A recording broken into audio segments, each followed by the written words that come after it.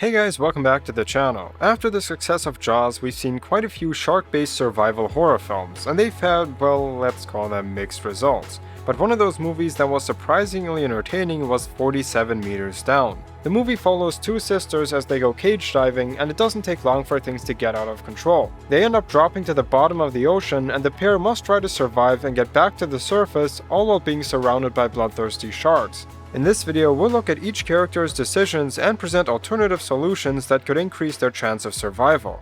The movie begins with our two protagonists, Lisa and Kate, as they're spending their vacation in a hotel in Mexico. That night, Kate takes Lisa to a local club where they meet two guys, Louis and Benjamin. Both of them like doing various risky activities for fun, and one of those things is shark cage diving. The two girls get invited to go with them the following day. Since Kate has some diving experience, she loves the idea, but Lisa is quite skeptical and informs them that she can't go because she doesn't have a diver's license. But the guys just laugh it off and tell her to not worry about it. They all want her to go, and eventually she gives in and reluctantly agrees to join them. So the next day they arrive at the pier waiting for the diving boat. The group is met by Captain Taylor and his co-worker Javier. The captain asks if they have any diving experience as it's required for the trip, and the girls both say yes, but they don't look so sure. Taylor simply takes them by their word, and they all take a small boat to the diving ship, which is very isolated in the middle of the ocean. When they arrive, the ship seems really old and is rusty all over. The cage they will be taking is really just one big pile of rust and seems pretty unsafe. Louis and Benjamin repeatedly assure the girls that it's fine, and they've done it many times without any mishaps. During these first few moments, there are numerous warning signs that could stop them from getting into trouble in the first place. Of course, when operating diving gear, you must be able to use it. But that's not even the worst part. The captain seems incredibly irresponsible. He blindly trusts the girls when they say they have their licenses, even though it looks like they're hiding something. This might indicate a general disregard for safety, which could lead to serious problems later on, especially when one of the girls has no diving experience at all. Also, the ship, honestly, it looks like a piece of shit. Everything is worn down, old, and just barely functioning. This entire operation doesn't seem very professional. And the girls were even warned by the hotel they're staying in to book their activities through them for safety reasons. Well, remember what the concierge said? That we should book all activities and tours and where it should be through him at the hotel. He has to say that. Now when Lisa brings this up, Kate tells her that they only say that to maximize their revenue, and that might be true to a certain degree. However, tourists are also much more likely to be scammed or tricked into dangerous situations in foreign countries, especially when they're persuaded by very confident people. So the crew sets up the cage and the two guys go first. After the sisters put on their diving gear, Taylor gives them a few pointers on what to do once it's their turn. He also shows them how all the equipment works. Kate already knows all this, but Lisa shows to be a complete novice. Check your air. You should both have 200 bar. That's your air. Okay.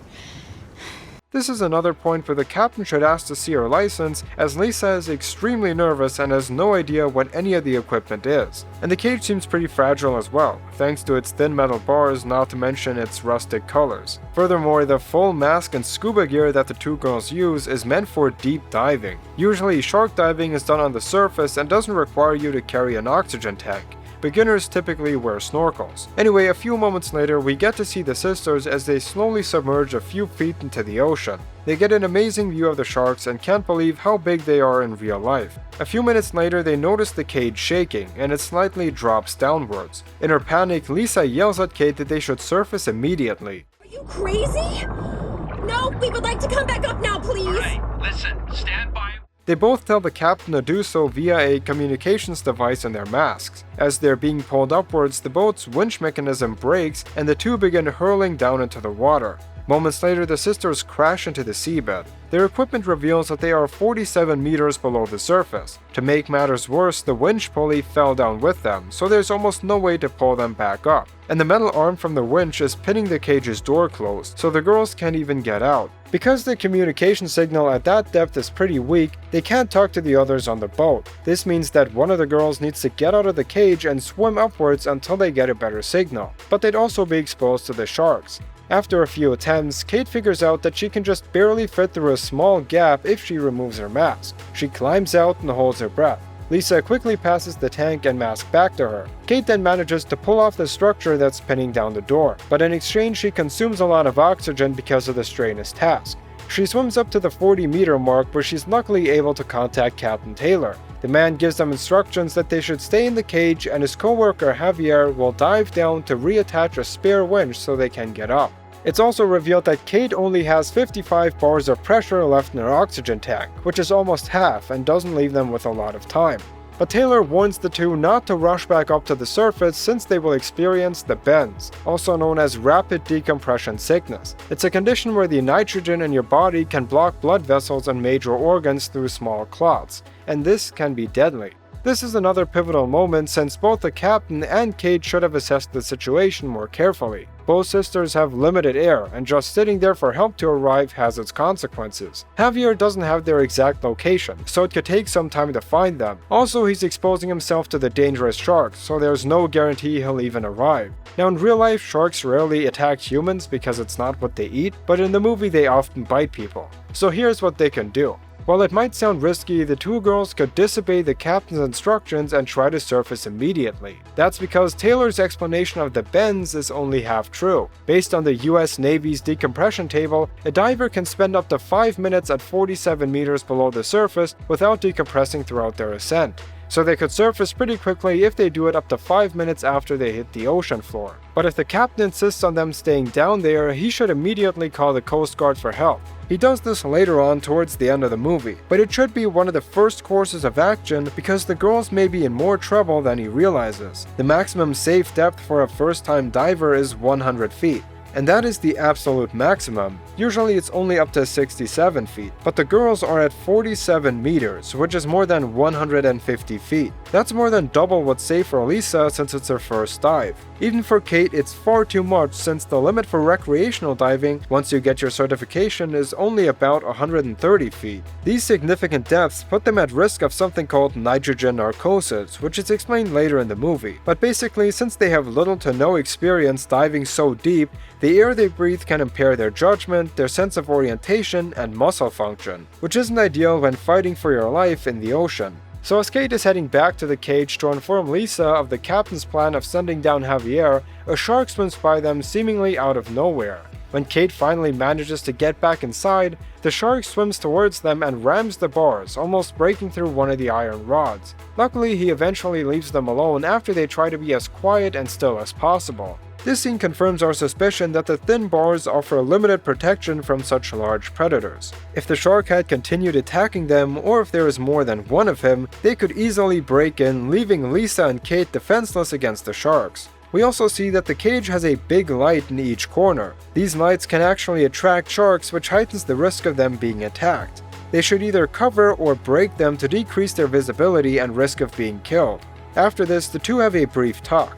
But a few seconds later, they hear the boat's engine buzzing and quickly panic, thinking they are being left behind. Kate tries to contact the ship by swimming a few meters up like before, but once again, one of the bloodthirsty sharks comes from behind and tries to bite her. She quickly makes her way to Lisa. When all hope appears to be lost, they see a ray of light nearby and assume it's from Javier. Unfortunately, he can't seem to find where they are.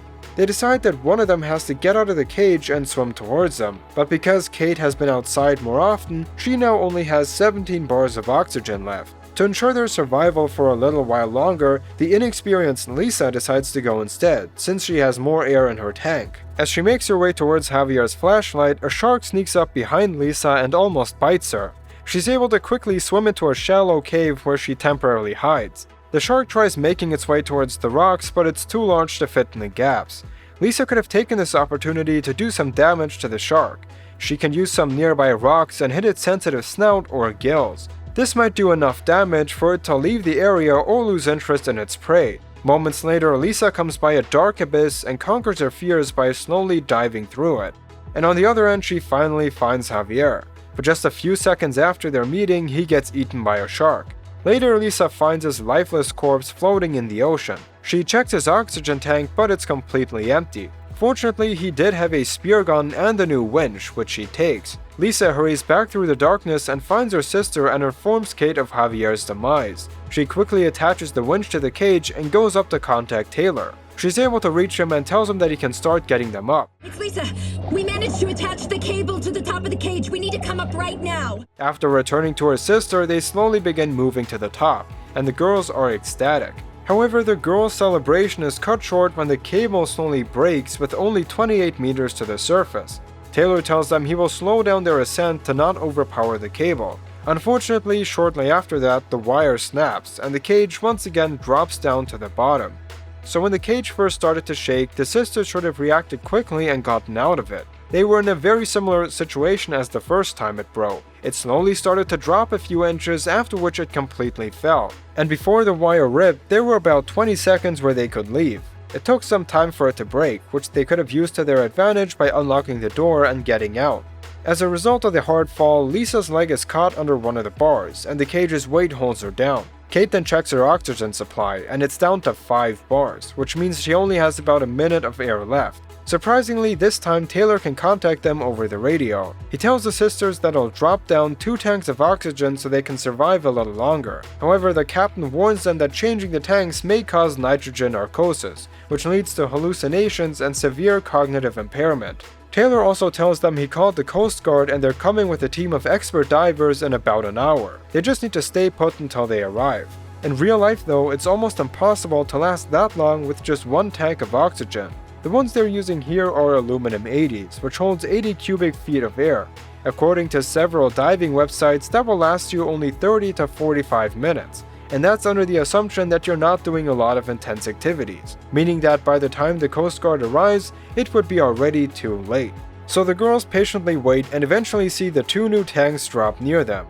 The only challenge is getting them inside the cage while there are multiple sharks around. Since Kate is the only one mobile, she heads for the supplies even though her air is almost completely out. Meanwhile, Lisa tries warning her when the sharks are coming. Kate's strategy is to stick as close to the ocean floor as possible to reduce the directions where she could be attacked. She's able to get the tank and replenish her air supply, but Lisa still needs hers. Kate is also able to take 3 flares. However, as she's heading back to her sister, a shark quickly emerges. She's able to fight it off for some time, but just when she thinks she's clear of danger, it's able to bite her. Kate drops Lisa's tank, leaving her with a quickly depleting air supply. In this situation, Kate should have looked around first and made sure the shark wasn't near her, and she can stay down on the ocean floor so that Lisa can get a better view of her surroundings, as it was right when she got up that she was bitten. Kate could also use the flares if she's having trouble seeing, meaning that she might have spotted the shark early enough to save herself. Furthermore, Lisa can tell her sister to take the spear gun they got from Javier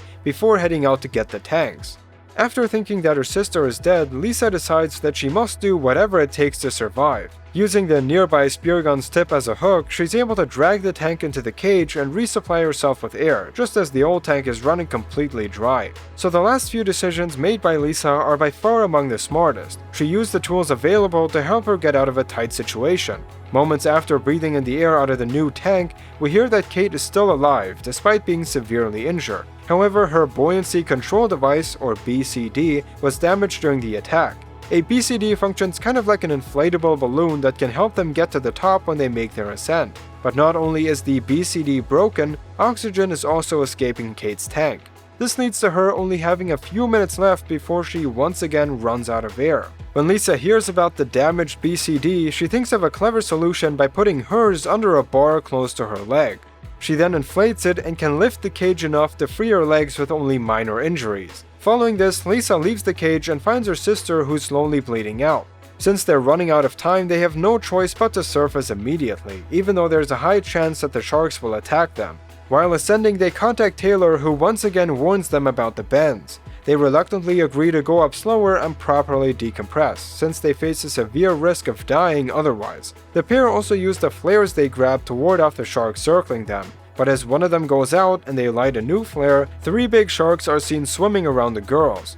Now, sharks don't actually circle you if they want to eat you, but let's assume they do, because once again that's how the movie portrays it. Here are a couple things you can do if a shark wants to attack you. You should avoid any sudden movements. Also, if the shark attacks you, you must fight back aggressively and hit it in the eyes, gills, or snout, as these are the most sensitive parts. If you can, try to use rocks as weapons, and don't stop fighting until it leaves. But even if the shark does swim away, it may come back and try to attack again. It's important to be aware of this and not just assume that you're free. And when you're on the surface swimming towards a boat, make sure to swim with long, clean strokes. Don't splash the water too much, as this attracts the sharks. Anyway, to avoid one of the girls getting hurt, Taylor tells them to release their BCD and head straight up to the surface. They comply with the captain's advice and quickly go to the top, but the sharks are still in pursuit.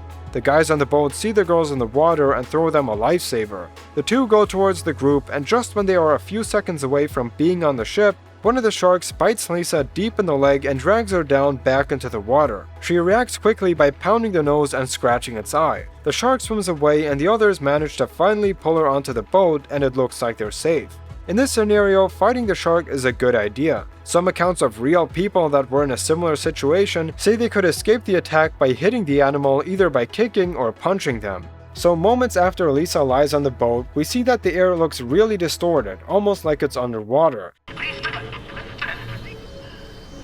Your voice sounds It's then revealed that everything that happened after Lisa connected her second oxygen tank was only an hallucination from nitrogen narcosis. In reality, she's still trapped in the cage with her leg pinned under the bars. She's merely laughing and giggling while thinking she and her sister made it out alive. Then, while Lisa is still hallucinating, we see a few lights from the Coast Guard rescue divers. They have finally arrived and are ready to get Lisa out of here, for real this time. So those are some ways to beat 47 meters down. As always, let me know if I missed anything. Thank you so much for watching. I'll see you in the next one. Bye guys.